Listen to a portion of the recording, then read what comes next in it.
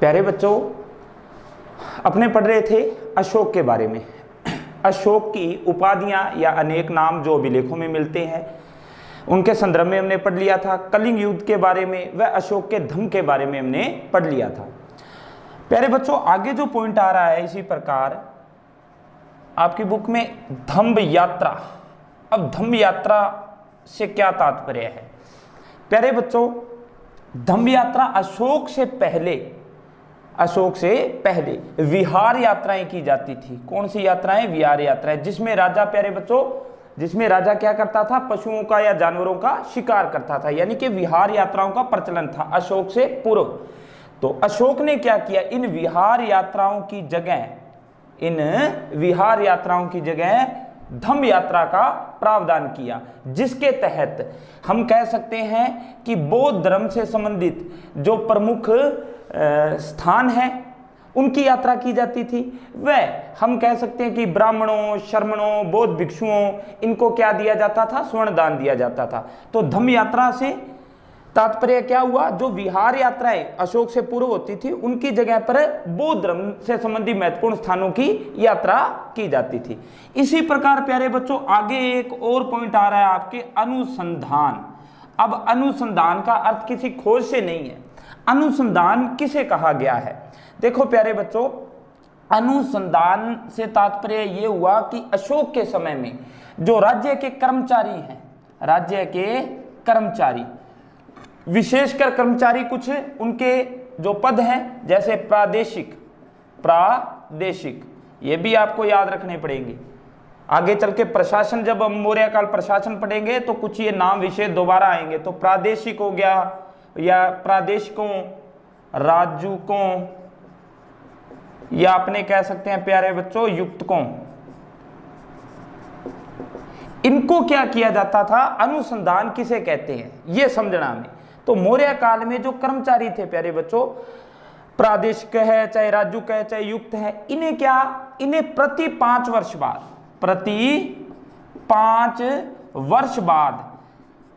5 वर्ष बाद धर्म यात्रा के लिए, धर्म यात्रा के लिए विशेष हम कह सकते हैं धर्म यात्रा के लिए भेजा जाता था। बस उसे ही लेखों में क्या कहा गया है? अनुसंधान। यानी कि लेखों में इसे अनुसंधान कहा गया। किसे? यानी कि जो कर्मचारी प्रति 5 वर्ष बाद धर्म यात्रा पे उन्हें भेजा जाता था, उसे ही। इसी प्रकार प्यारे बच्चों, एक आया है धम्म महामात्र। अब प्यारे बच्चों, धम्म का तो अर्थ आपने समझ ही लिया है, ठीक है, कि प्रजा के नैतिक उत्थान के लिए जो हम कह सकते हैं कि एक प्रकार से जो आदर्श प्रतिपादित किए थे वही धम्म थे। अशोक ने जो धम्म चलाया था। अब धम्म महामात्र क्या है? असल में प्यारे बच्चों मिलता है कि अशोक ने अपने राज्याभिषेक के 14वें वर्ष में, एक तो ये याद रखना है, छोटा प्रश्न इस प्रकार बन सकता है कि धम्म महामात्रों की नियुक्ति अशोक ने कब की थी? तो अपने राज्याभिषेक के 14वें वर्ष में धम्म महामात्रों की नियुक्ति करता है। और इन धम्म महामात्रों का काम क्या है प्रमुख? एक तो प्यारे बच्चों नाम से ही पता चल रहा है, इनका काम ही क्या है? धम्म का प्रचार करना, लोगों में धम्म का क्या करना? प्रचार करना। इसके अलावा यानी कि लोग कल्याणकारी, लोगों को कल्याणकारी कार्य करने के लिए प्रेरित करना, ठीक है, उन्हें दान देने के लिए प्रेरित करना, ये इनका काम था। या जो ऐसे लोग जो हम कह सकते हैं जो कैदी हैं, उनकी सजा को माफ करना, कम करना, व उनके परिवार को आर्थिक सहायता देना, वो काम किनका होता था? धम्म महामात्रों का। यानी कि ये धम्म का प्रचार तो करते थे, साथ में लोगों को दान के लिए भी प्रेरित करते थे, व लोगों की आर्थिक सहायता भी करते थे। तो कुल मिला के प्यारे बच्चों ये 3 पॉइंट रह गए थे, ये हमने समझ लिए हैं। अब प्यारे बच्चों जो महत्वपूर्ण है आगे, वो है अशोक के हम कह सकते हैं अभिलेख। ये पढ़ना है, अशोक के अभिलेख। अब अभिलेख पढ़ने से पहले ये समझो भी अभिलेख होते ही क्या है। अभिलेख हम कब से पढ़ रहे हैं, बोले जा रहे हैं कल से। अभिलेख क्या होते हैं प्यारे बच्चों? हम ये कह सकते हैं कि राजा द्वारा, किसी शासक द्वारा, किसी राजा द्वारा उत्कीर्णित करवाए गए लेख, जिनसे हमें इतिहास के बारे में जानकारी मिलती है, उन्हें ही क्या कहा जाता है? अभिलेख कहा जाता है। अब समझो इस चीज को। अब अभिलेख प्यारे बच्चों, अगर ये लेख किसी पत्थर पे लिखे गए हैं, अगर ये लेख किसी पत्थर पे शिला पे लिखे गए हैं तो हम क्या कह सकते हैं इन्हें? शिलालेख। हम क्या कहेंगे इन्हें प्यारे बच्चों? शिलालेख। अगर यही किसी स्तंभ पे लिखे गए हैं यानी कि किसी पिलर पे लिखे गए हैं तो हम क्या कहेंगे इसे? स्तंभ लेख। ठीक है, इसी प्रकार प्यारे बच्चों अगर यही लेख किसी गुफा में लिखे गए हैं तो हम इसे क्या कहेंगे? गुहालेख। तो इस प्रकार प्यारे बच्चों अगर हम ये भी कह सकते हैं अगर ये सोने पे लिखे गए हैं तो हम कह सकते हैं स्वर्ण पत्थर लेख, चांदी पे लिखे गए हैं तो रजत पत्थर लेख, ठीक है, तांबे पे लिखे गए हैं तो ताम्र पत्थर अभिलेख। इस प्रकार, ठीक है ना। तो जो या फिर किसी राजा की विजय यात्रा या किसी राजा की प्रशस्ति के संदर्भ में लिखा गया तो उसे हम प्रशस्ति लेख बोलते हैं। कुल मिला के यानी कि अभिलेख क्या हो गए? इनसे हमें इतिहास के संदर्भ में जानकारी मिलती है, चाहे ये उत्कीर्ण करवाए होते हैं किन पे, चाहे तो पत्थर पे, चाहे किसी स्तंभ पे या लोहे पे, या तो लोहे स्तंभ लेख उन्हें बोल देंगे हम। ठीक है, तो जो अशोक था इसने शिलालेख भी उत्कीर्ण करवाए, स्तंभ भी करवाए और गुहालेख भी मिलते हैं। गुहालेख तो हम 4 पढ़ के भी आ चुके हैं इससे पहले, है ना, जो हम कह सकते हैं आजीविक संप्रदाय के भिक्षुओं के लिए 4 गुफाओं का निर्माण करवाया था, कर्ण, सुदामा, विश्व झोंपड़ी और चौपार। इसी प्रकार स्तंभ लेख भी मिलते हैं, शिलालेख भी मिलते हैं। अब आपकी बुक में प्यारे बच्चों क्योंकि शिलालेखों का कोई विस्तार से वर्णन नहीं दिया गया, ना ही स्तंभ लेख का विस्तार से वर्णन दिया गया है, इसलिए हमें जितना आपकी बुक में है सिर्फ उतना ही बताएंगे, उतना ही करना है। लेकिन समझने के लिए थोड़ी सी एक अतिरिक्त बात यहां समझ लेनी चाहिए हमें। ठीक है, अब प्यारे बच्चों वो जरूर अपने उस पर जरूर चर्चा करेंगे, थोड़ी सी अतिरिक्त चर्चा। लेकिन उससे पहले यह भी समझो कि इसको ये अभिलेख लिखने की प्रेरणा कैसे मिली, अभिलेख लिखने की प्रेरणा किससे मिली। तो कहते हैं कि एक ईरानी शासक था, राजा था, जिसका नाम था दारा। ठीक है, क्या नाम था? दारा, या इसे बोलते हैं अपने डेरियस। क्या बोलते हैं प्यारे बच्चों? डेरियस प्रथम। इस ईरानी या राजा या दारा या डेरियस प्रथम से प्रेरणा मिली थी अशोक को अभिलेख लिखने की। ठीक है प्यारे बच्चों, अब देखो एक चीज समझो, अभिलेख को और अच्छे ढंग से समझो। आज के समय में प्यारे बच्चों आपको पता है कि कोई जानकारी देश का राजा, देश का प्रधानमंत्री अगर जनता को, अपनी प्रजा को कोई जानकारी को संबोधन करना चाह रहा है तो आज तो संचार के अनेकों साधन है, हमें जानकारी व्हाट्सएप है, आज फोन है, इंटरनेट है, अनेकों ऐसे माध्यम है, हमें जानकारी मिल जाती है। आज तो पता चलता है कि टीवी ऑन किया और बाद में सुन रहे होते हैं कि हाँ भाई आज रात 12 बजे के बाद लॉकडाउन होने वाला है, हमें सूचना मिल गई उस चीज की। अब उस समय क्योंकि संचार माध्यम तो इस प्रकार के कुछ थे नहीं, तो क्या था, अशोक ने एक तरह से इस पर अपनी प्रजा को ही संबोधन करने के लिए, प्रजा को दिशा निर्देश देने के लिए, अपने शासनादेश ही बताने के लिए पत्थर पे, बड़े बड़े शिलाओं पे, पत्थरों पे कुछ अपनी दिशा निर्देश लिख दिए और वो ऐसे जगहों, ऐसे महत्वपूर्ण स्थानों पे उन्हें लगा दिया जहां हर व्यक्ति वहां से गुजरता है या उन्हें पढ़ के वो कह सकते हैं कि उन्हें जानकारी मिल जाए। उन शिलालेखों के माध्यम से क्या करना है, क्या नहीं करना, किस बात का निषेध है और क्या किस प्रकार के जन कल्याणकारी कार्य लोगों को करने चाहिए, या राजा या अशोक ने अपने संदर्भ में भी कुछ जानकारियां दी हैं, तो उन्हें ही अभिलेख कहा गया है। ठीक है ना प्यारे बच्चों। तो अब देखो आपके बुक में बताया हुआ है जो अशोक के अभिलेख मिलते हैं, अशोक के खासकर ये प्यारे बच्चों जो शिलालेख हैं, ये शिलालेख अशोक के जो वृद्ध शिलालेख मिलते हैं 14, ये 14 हम अशोक के शासनादेश ही कह सकते हैं, शासनादेश।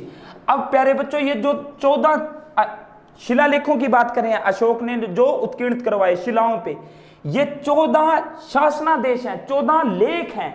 लेकिन ये जगह ये कितनी स्थानों से मिले हैं? ये 8 स्थानों से मिले हैं। कितनी स्थानों से? 8 स्थानों से मिले हैं। अब जिनमें से आपकी बुक में बता रखा है ना, जैसे कि अशोक के अभिलेखों की लिपि, 2 लिपियां बताई हैं, एक खरोष्टी और एक ब्रह्मी। तो पहले तो हम बात करते हैं खरोष्टी की ही। अशोक के इन अभिलेखों की लिपि कौन सी थी? एक तो प्यारे बच्चों खरोष्टी। अब खरोष्टी लिपि है, लिखने का ढंग है, हम पंजाबी में पढ़ के भी आए हैं ना लिपियों के बारे में, ब्रह्मी, खरोष्टी। ये तो खरोष्टी लिपि में 2 अभिलेख मिलते हैं अशोक के, ठीक है, 2 स्थानों से। एक तो मिलता है प्यारे बच्चों शाहबाजगढ़ी, ये नाम ज्यों का त्यों आपको याद रखना पड़ेगा। खरोष्टी लिपि में अशोक के किन स्थानों से अभिलेख मिले हैं, तो नाम याद रखने पड़ेंगे आपको। बोलो पीछे, शाहबाजगढ़ी। इसी प्रकार प्यारे बच्चों हम दूसरा कह सकते हैं मनसेरा, मानसेरा, इस प्रकार मनसेरा या मानसेरा। ये 2 स्थान, ये दोनों स्थान वर्तमान पाकिस्तान में है। तो हम ये कह सकते हैं कि अशोक के जो ये वृहद शिलालेख है ना, जो 14 शासनादेश जिसे हम कह सकते हैं, जो 8 स्थानों से प्राप्त हुए हैं, इनमें से 2 स्थान तो यही हो गए, शाहबाजगढ़ी और मनसेरा, जो पाकिस्तान में मिले हैं। अब बच गए 6 स्थान। वो 6 स्थानों पर जो लेख मिले हैं वो किस लिपि में मिले हैं, तो वो मिले हैं प्यारे बच्चों ब्राह्मी लिपि में, वो मिले हैं ब्राह्मी लिपि में। अब इस लिपि को भी थोड़ा सा समझ लो, ठीक है। ब्राह्मी लिपि जैसे देवनागरी की तरह है, ब्राह्मी लिपि हम कह सकते हैं देवनागरी की तरह है, हम कह सकते हैं देवनागरी की तर्ज पर ही। और खरोष्टी इसके बिल्कुल विपरीत हो गई। इनको लिखने का जो ढंग है, जैसे ब्राह्मी लिपि हम कह सकते हैं बाएं से दाएं लिखी जाती है, ठीक है, और खरोष्टी दाएं से बाएं लिखी जाती है, इतना ही फर्क है इनमें। तो ब्राह्मी लिपि में 6 स्थानों से मिले हैं, ठीक है। तो कुल मिला के इसके अलावा वैसे आपके ये 2 ही आपको याद रखनी है कि अशोक के अभिलेख किन लिपियों में मिलते हैं, तो आपको गए ब्राह्मी और खरोष्टी। हालांकि एक ऐसा द्विभाषी अभिलेख भी मिला है अफगानिस्तान से, जो हम कह सकते हैं अरिमाइक लिपि में मिला है। भाषा तो उसकी दो भाषाओं में मिला है। कौन सा, यहां मैं लिख रहा हूं, ग्रीक व अरेमाइक या एरामाइक, ठीक है प्यारे बच्चों। ये अरेमाइक लिपि भी है, भाषा भी है। तो एक अभिलेख हम किस लिपि में कह सकते हैं, अरेमाइक लिपि में। कुल मिला के लिपियां तो 3 हैं, ठीक है ना। और वैसे अगर भाषाओं की बात करें तो ब्राह्मी लिपि में जो लेख लिखे गए हैं ये पाली भाषा में लिखे गए, प्राकृत भाषा में लिखे गए हैं। किस भाषा में लिखे गए हैं, प्राकृत भाषा में।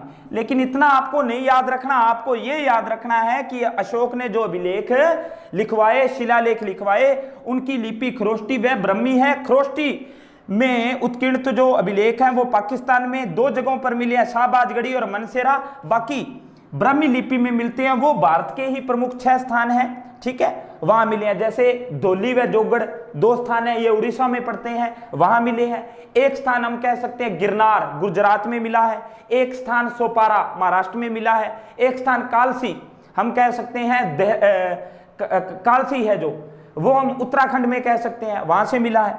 तो कुल मिला के इस प्रकार प्यारे बच्चों। तो अब अपने प्यारे बच्चों इस प्रकार एक लाइन दे रखी है स्तंभ लेख के बारे में भी।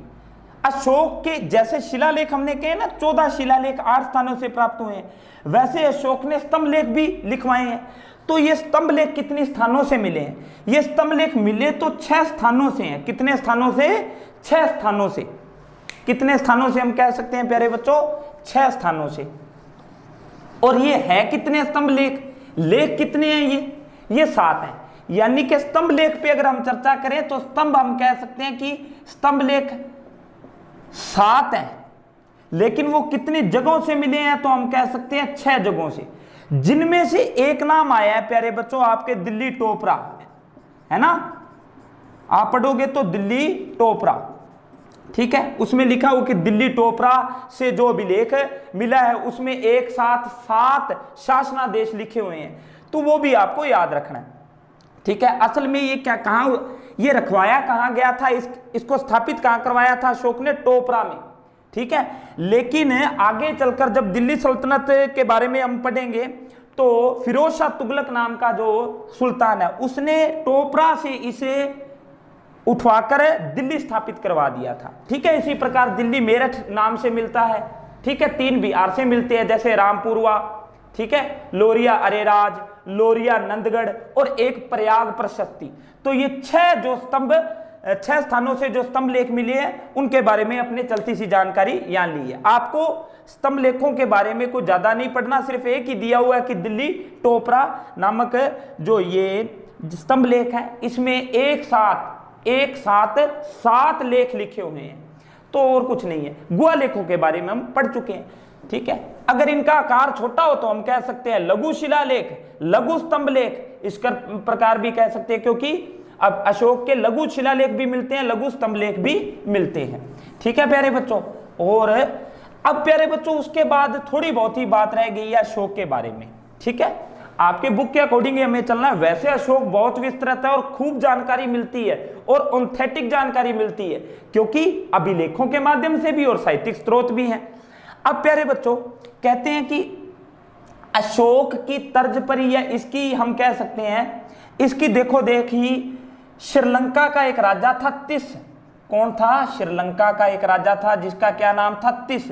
इस तिस ने ना अशोक के ही तर्ज पर अपनी एक उपाधि या उपाधि धारण की थी, देवनाम पीय। देवनाम पीय, ये उपाधि धारण किसने की? श्रीलंका के राजा तिस ने, ठीक है। क्योंकि अशोक ने भी उपाधि मिलती है ना, देवनाम पीय या देवनाम पीयदर्शी या प्रियदर्शी, ठीक है। तो इस प्रकार अपने दूसरे राज्याभिषेक के कहते हैं, जब दूसरा राज्याभिषेक तिसने करवाया तो उस समय अशोक को इसने निमंत्रण भी दिया था। तो अशोक की जगह कहते हैं कि अशोक का पुत्र जो महेंद्र है, बोधि वृक्ष का एक भाग लेकर श्रीलंका गया था, और वहीं से ही हम कह सकते हैं कि श्रीलंका में बौद्ध धर्म का हम कह सकते हैं कि शुरुआत हुई, ये कह सकते हैं, ठीक है प्यारे बच्चों। अब इन अभिलेखों में एक बात ध्यान रखना है, वैसे तो अशोक की कई रानियों का जिक्र आता है, चाहे महादेवी है, चाहे विदिशा की राजकुमारी का नाम ले लो, ऐसंदी मित्रा है ना, तिसरक्षा है, पद्मावती है, अनेकों।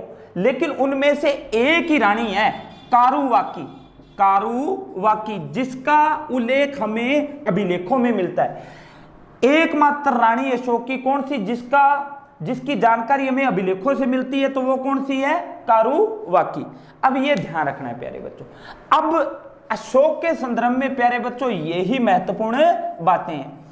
इसके अलावा अब अशोक, क्योंकि 232 ईसा पूर्व में 40 वर्ष लगभग शासन करने के बाद मृत्यु हो गई। अब अशोक के बाद आगे जो 50 साल तक जो अपने कह सकते हैं कि मौर्य शासन पर कमजोर उत्तराधिकारियों का ही शासन रहा, जिसमें हम कह सकते हैं कुणाल राजा बना, ठीक है। तो इसके संदर्भ में कोई खास जानकारी नहीं मिलती है, सिर्फ आपके बुक में इतना ही बताया गया है।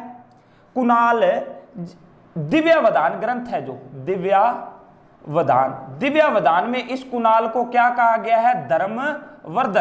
धर्मवर्धन कहा गया है। किसे कहा गया? कुणाल को। कुणाल कहते हैं बाद में अंधा हो गया था और इसकी जगह फिर इसका पुत्र संप्रति ये राजा बना, ठीक है ना। कौन बना? संप्रति। इसी प्रकार प्यारे बच्चों ये कोई खास इनका क्योंकि जिक्र आता ही नहीं है, आपको अशोक तक ही पढ़ना है या अंतिम एक जरूर पढ़ना होता है। हर एक कोई भी वंश आप पढ़ोगे ना प्यारे बच्चों, 2 आपको महत्वपूर्ण बातें याद रखनी है। एक तो प्रथम संस्थापक नाम याद रहना ही चाहिए, छोटा प्रश्न यहां से जरूर बनता है, और एक अंतिम। जैसे अंतिम की बात करें अपने, जैसे प्यारे बच्चों अपने अंतिम की बात करें तो अंतिम था वृद्धरथ। अंतिम मौर्य शासक कौन था? वृद्धरथ। इसी का मंत्री था, ब्राह्मण मंत्री था, ठीक है, पुष्यमित्र शुंग। क्या नाम था उसका? पुष्यमित्र शुंग। इस ब्राह्मण मंत्री पुष्यमित्र शुंग ने ही वृद्धरथ की क्या कर दी थी? हत्या कर दी थी। और फिर कौन से वंश की स्थापना कर दी? शुंग वंश की स्थापना कर दी। तो ये प्रमुख रूप से प्यारे बच्चों अशोक या उसके बाद के राजाओं के बारे में कोई खास उल्लेख नहीं मिलता है, आपके दिया ही नहीं हुआ बुक में। तो अंतिम आपको नाम याद रखना है वृद्धरथ। अंतिम मौर्य सम्राट कौन था? तो वृद्धरथ, ठीक है प्यारे बच्चों। अब उसके बाद प्यारे बच्चों हमें क्या पढ़ना है? हमें इसके बाद प्यारे बच्चों पढ़ना है मौर्यकालीन प्रशासन के संदर्भ में, तो वो अपने नेक्स्ट वीडियो में चर्चा करेंगे। यहां तक इसे आप ध्यान से पढ़ो। धन्यवाद।